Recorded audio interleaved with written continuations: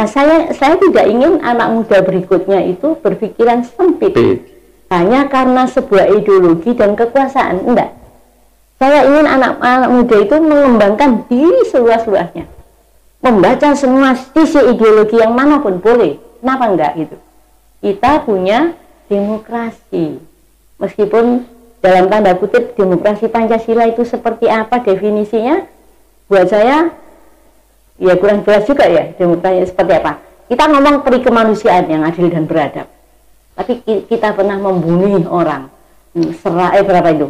Orang kita bunuh hanya untuk meraih kekuasaan pada tahun 65.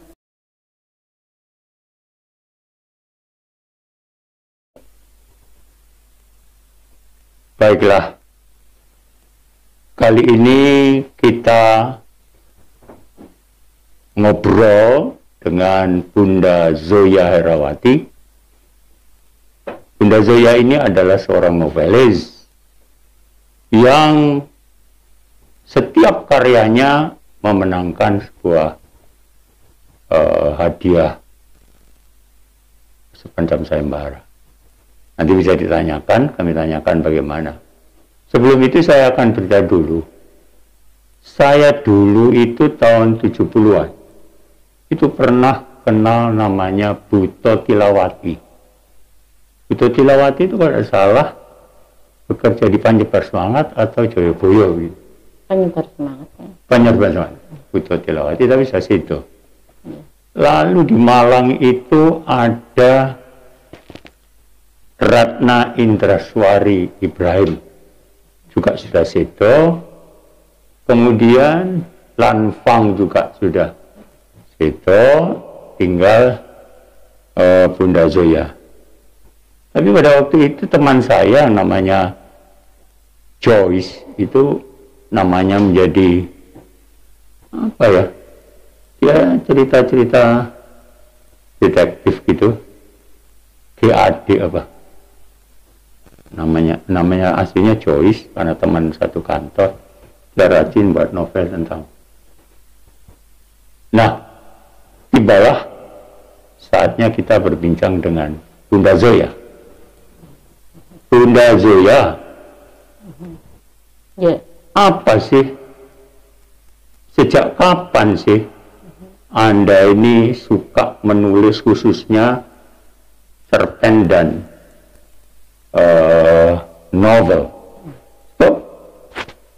Pada cerpen mungkin agak sedikit singkat begitu, tapi pada novel ini plotnya kan demikian reniknya dan berputar-putar begitu. Ya, Bunda Zoya, kira-kira kapan Anda menekuni novel? Ya, sebenarnya saya mencintai buku, dalam arti kata sering membaca buku ketika usia SD. Jadi bapak saya ini sering membawa buku berjilid-jilid, Api di Bukit Menoreh, Sok Nogo Sosro Sapu Inten. Itu saya lahap, Prof. Saya lahap. Kemudian dia juga, karena dia atas militer di Rusia. Bapak? Iya. Jadi dia bawakan saya buku-buku dari Rusia dan dari Cina. Yang saya masih ingat itu cerita tentang tentara merah Partai Komunis Cina. Pahlawan dari Sungai Yang Sekiang itu melekat dalam pikiran saya. Betapa partai ini dididik untuk memahami kepentingan bersama, tidak seperti kapitalis. Ya. Nah, saya mulai tertarik di sosialis komunis itu ketika membaca itu gitu. Wow. Kemudian saya belajar juga tentang Marx, tentang banyak hal yang membuat saya harus bisa mengekspresikan bagaimana sebenarnya sosialis bekerja untuk rakyat. Itu waktu itu gitu kan. Yeah. Nah, saya mulai menulis itu tahun 72 ketika Komdak 10 Jawa Timur mengadakan lomba menulis tentang sistem lalu lintas. Nah, saya paham sistem lalu lintas di Rusia karena kebetulan bapak saya bercerita banyak. Betapa Rusia itu sangat tertib, sangat disiplin, padahal Amerika begitu membenci, tidak sesuai, tidak cocok lah. Ada perang dingin. Nah, Tapi saya melihat di Rusia sangat teratur, sangat teratur. Nah itu kemudian saya jadikan tema tulisan saya dan menang, gitu kan. Dan menang di Komdak 10 itu tahun 72, juara pertama. Nah kemudian terus berarti pada waktu itu antara tahun 70 sama 80 itu perang dingin. Cold War itu 70 sampai 80. Saya menulis gitu, baik itu di Surabaya Post, di Jawa Post gitu. Tapi semua fiksi. Fiksi karena saya bukan orang jurnalis gitu kan. Saya menulis tentang fiksi. Bagaimana pertentangan antara sosialis dan kapitalis itu begitu gigih. Itu membuat saya, iya ya, kenapa? Kalau di sosialis semua kepentingan dipikirkan bersama. Nah, tapi di kapitalis siapa yang punya modal, siapa yang punya modal itu yang menang, kan seperti itu. Itu agaknya tidak cocok dengan apa yang saya lihat di realita sosial sesungguhnya. Bahwa di Indonesia masih terjadi perjuangan kelas itu ya, dan itu sangat tidak diakui gitu kan oleh para pemimpin kita. Betul. Sampai sekarang. Nah, bahwa terjadi perjuangan kelas nggak ada. Indonesia itu negara demokrasi Pancasila, it's okay. Tapi apa sih definisi demokrasi Pancasila? Karena apa? Kita sekarang penganut kapitalis sejati ternyata. Nah seperti itu. Kenapa kemudian saya gigih menulis dengan menitik beratkan tema-tema seperti itu? Karena saya ingin berkata bahwa omongan para pemimpin ini sangat tidak sejalan dengan yang namanya demokrasi Pancasila, ya kan? Padahal dulu ketika demokrasi terpimpin itu Soekarno menyelamatkan Indonesia dari cengkeraman kapitalis. Nah seperti itu yang saya pahami. Itu sebabnya kenapa saya menulis tentang semua hal tapi temanya tetap perjuangan kelas. Seperti itu. Jadi semua ini tidak akan lepas dari perjuangan kelas. Benar. Sebuah ideologi ya. Nah, kalau Anda berbicara tentang tema perjuangan kelas, Anda masih ingat tulisannya Pram? Iya. Pramuda Andatu juga perjuangan kelas. Itu Anda tidak ke sana ya? Tentu Anda tidak ke sana. Sejumlah karya Anda tentang perjuangan kelas, apakah semuanya tentang perjuangan kelas? Iya, jadi seperti prosesi itu tentang perjuangan kelas antara etnis Cina Jawa. Itu yang menang di Jakarta ya? Dewan Kesenian Jakarta. Iya. Kenapa kemudian orang Jawa, maaf, saya tidak etnis sentris ya. Kenapa orang Jawa begitu mengutuk Cina yang berhasil di dalam bisnis? Karena mereka gigih, ulet. Sementara orang Jawa dididik hanya untuk apa kata Tuhan, apa kata takdir. Itu sangat tidak sejalan dengan jiwa bisnis. Itu yang membuat kita gagal menjadi bisnis tulen gitu kan. Seperti itu. Itu yang kemudian ketika Soeharto menerapkan yang semua Cina, saya masih ingat di Surabaya itu ada peristiwa rasialis 69. Betapa orang-orang Cina rumahnya dibakar, tokonya dibakar, pabriknya pun dibakar. Seperti itu yang membuat saya kenapa di negara yang namanya demokrasi Pancasila masih ada sebuah dendam, sebuah kebencian. Kenapa tidak duduk bersama? Kenapa tidak mencari solusi supaya semuanya bisa duduk dengan rileks dan ngomong solusinya seperti ini. Tapi kan semua kembali ke perjuangan kekuasaan. Nah, jadi mengapa kemudian saya menitik beratkan kepada kebencian saya terhadap Orde Baru? Karena Orde Baru itulah awal dari semua perpecahan. Iya. Nah, jadi Orde Baru itu menyisihkan yang tidak sejalan. Dan ini sangat tidak humanis, tidak berperi kemanusiaan. Itu menurut saya. Ketika novel-novel Anda yang muncul di Orde Baru, media massa Orde Baru, apa Anda tidak ada hambatan tentang itu? Sebagaimana diceritakan oleh teman-teman yang lainnya yang arahnya ke sana. Ya, saya sih pernah didatangi oleh militer yang dipimpin oleh Mayor Jumani. Wah, ini dari asik. Korem 084 gitu.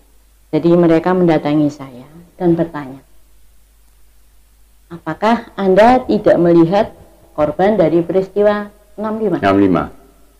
Saya melihat, justru karena saya melihat, saya tidak merasa gentar untuk menyuarakan suara mereka yang tertindas, saya bilang gitu. Jadi sekarang maksud Anda gimana? Anda tidak takut ketika nanti kami bawa ke penjara? Dia bilang gitu. Saya bilang, sepertinya enggak. Kalau itu perlu, boleh. Dan mereka mundur gitu.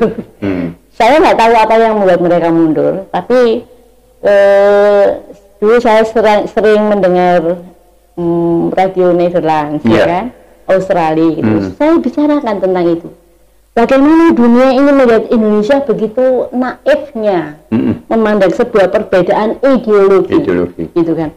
Ya karena kita ini negara Pancasila yang harus begini. Kalau dinamakan demokrasi tidak ada yang harus.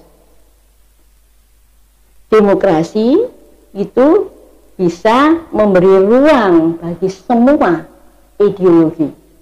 Saya bilang gitu. Nah, seperti itu. Jadi saya pernah memang Prof dikejar-kejar oleh saya pernah mengalami hal yang kecil tapi menjadi besar. Lagu Sumina. Oh iya. Lagu Sumina saya itu saya peruntukkan untuk Sasgrup pada waktu itu kan. Sasgrup paling wah. Ya saya tidak tahu ceritanya itu hanya begitu-begitu saja. Ternyata oleh penguasa Orde Baru tidak boleh. Jadi pernah. Dan waktu itu saya sama Arthur begitu ininya untuk itu.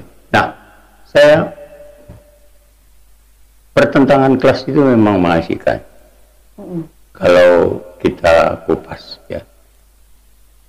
Ada pikiran-pikiran yang kadang-kadang kita terjerumus atau tidak terjerumus pada satu ideologi atau ideologi tertentu. Itu tergantung pada sikap kita. Benar. Ya, saya setuju.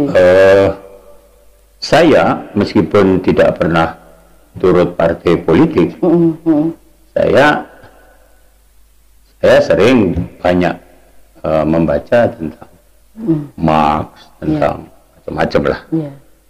Dari pemikiran-pemikiran Marx yang Anda pernah baca, satu hal yang perlu Anda sampaikan.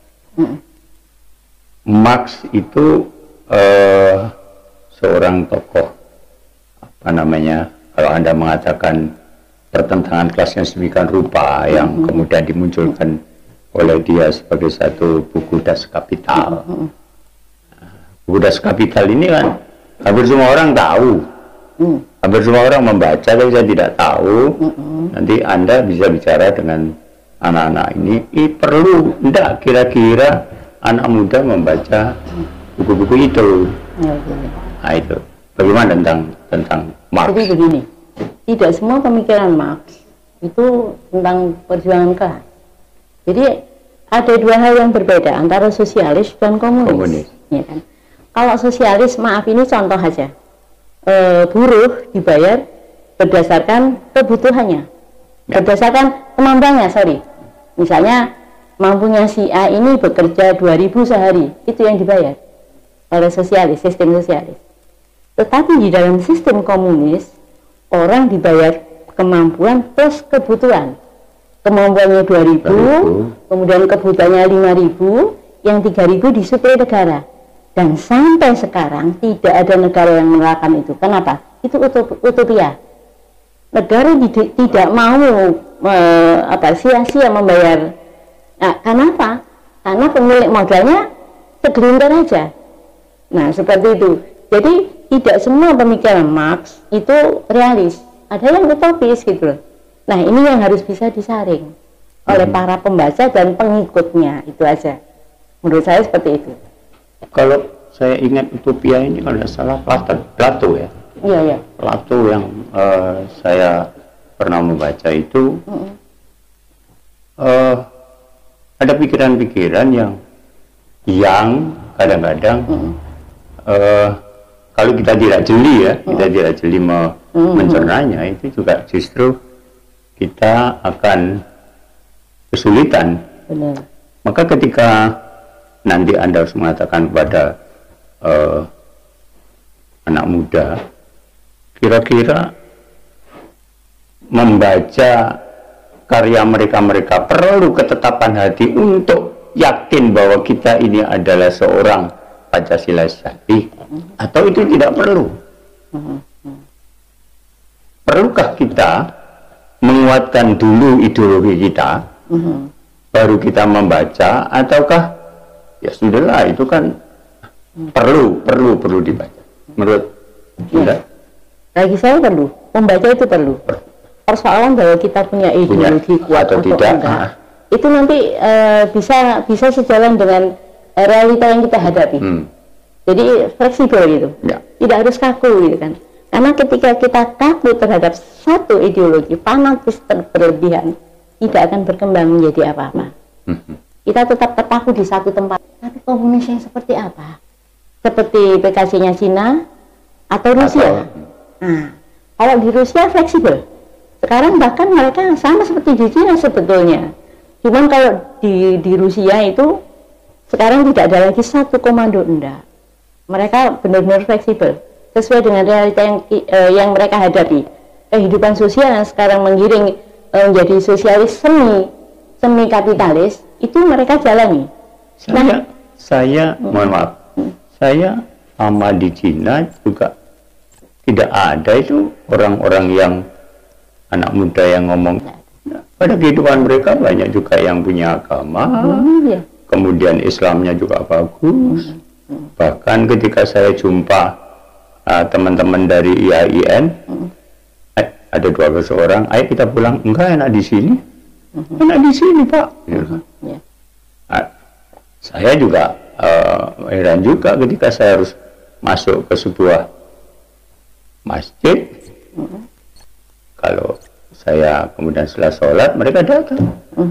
Anak muda yang pakai kerudung, bukan jilbab. Bapak sudah makan. Ini di sana makan. Buku-buku di sana. Nah, kesalahan masyarakat Indonesia dan pemimpin Indonesia itu beberapa hal. Jadi begini, mereka meletakkan agama di dalam padahal di dalam semua anggota Partai Komunis Indonesia itu beragama, Pak.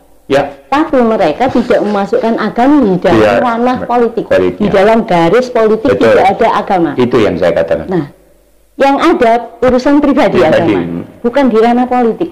Itu yang kemudian oleh orang-orang yang benci komunis disikat habis dan dibuat isu bahwa Partai Komunis itu orang-orang ateis. No, buat saya enggak seperti itu. Garis politik tidak ada campur tangan agama.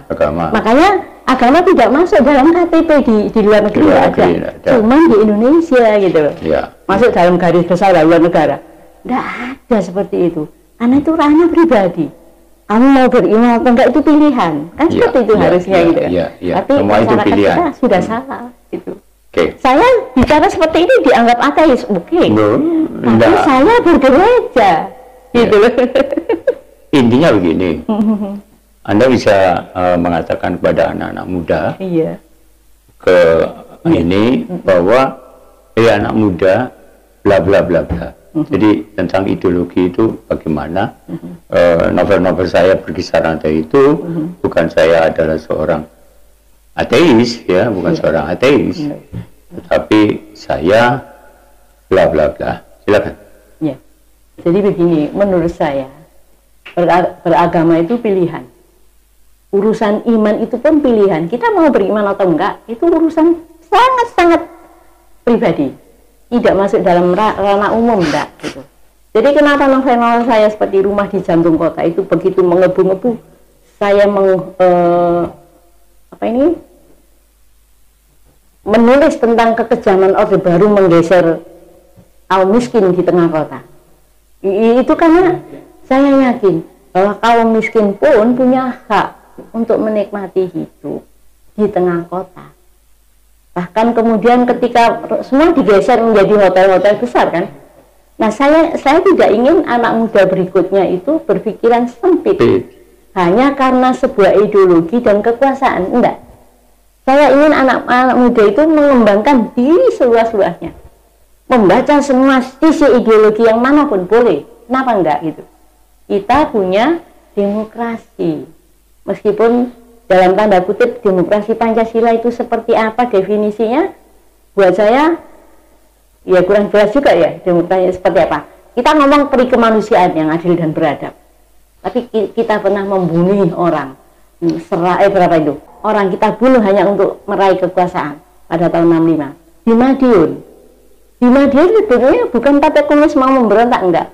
Mereka itu hanya ingin menyambut pemimpinnya pulang dari Rusia, dan itu berkumpul di sebuah lapangan. Tapi oleh orang-orang yang tidak sejalan dengan Partai Komunis, itu pemberontakan, bukan pemberontakan. Seperti itu. Ada sejarah, Prof, yang harus dibaca. Itu masuk di dalam novel-novel Anda? Iya, masuk. Di Derak-Derak.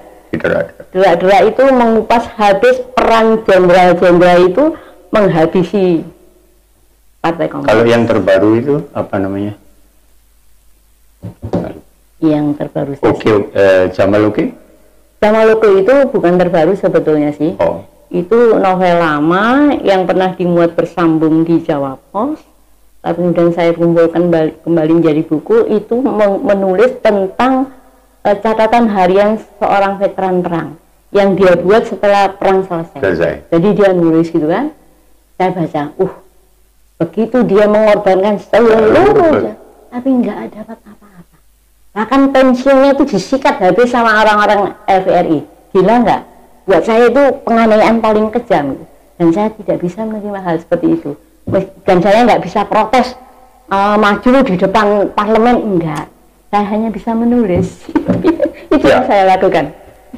Kita harus berhadapan di bidangnya masing-masing. Ya, benar. Anda menulis, saya juga mungkin menulis, tapi mungkin beda ini karena saya banyak di masalah-masalah hukum dan politik. Benar. Nah, yang penghujung pertanyaan. Bunda Zoya punya putra. Ya. Berapa putra Ibu? 2, 1 meninggal, yang di Pekanbaru sudah meninggal. Oh, sekarang masih satu di Pandaan. Putra putri? Putri. Kira-kira putrinya ini mengikuti apa yang diharapkan oleh Bunda Zoya enggak? Ya, kebetulan dia dari jurusan psikologi. Saya dulu juga di psikologi, tapi di Lomonosov, Rusia. Nah, saya ingin mengupas persoalan-persoalan sosial itu melalui ilmu psikologi gitu kan. Nah, rupanya dia juga tertarik gitu. Artinya iya sih Bu, menurut aku sih ada gap gini ya.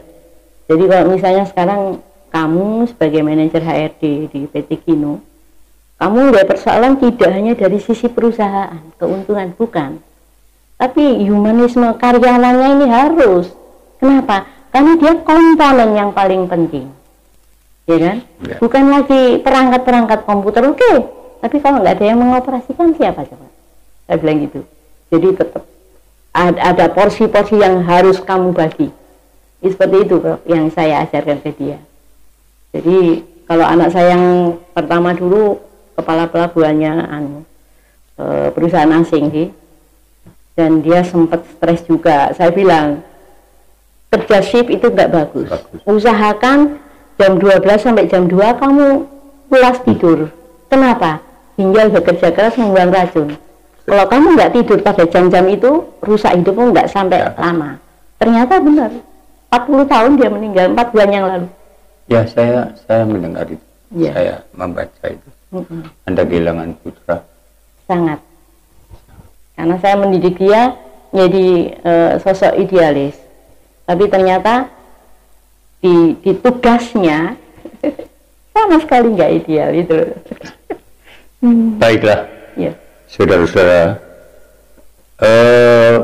bagi seorang Bunda Zoya, novel itu adalah pribadi. Novel bagi Bunda Zoya adalah sesuatu yang harus is a must, conditio sine qua non, sesuatu yang harus, ya, mutlak. Dan materinya, materi muatannya, tentu Bunda Zoya tidak akan bergeser tentang pertentangan kelas. Dan inilah yang menjadi satu ciri dari Bunda Zoya. Kita akan berjumpa lagi pada topik yang berlainan dengan Bunda Zoya pada waktu yang akan datang.